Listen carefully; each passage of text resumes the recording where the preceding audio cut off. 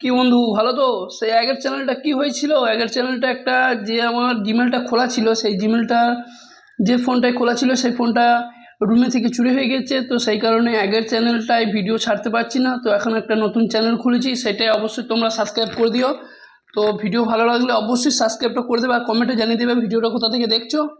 আর আজ ছুটি আছি, রুমের মধ্যে আছি, তাই একটা ছোট্ট ভিডিও দিচ্ছি। যে সবাই তো জানেই যে আমার এই চ্যানেলটায় ভিডিও যাচ্ছে না কেন, ওই চ্যানেলটায় যেটা হারিয়ে গেছে।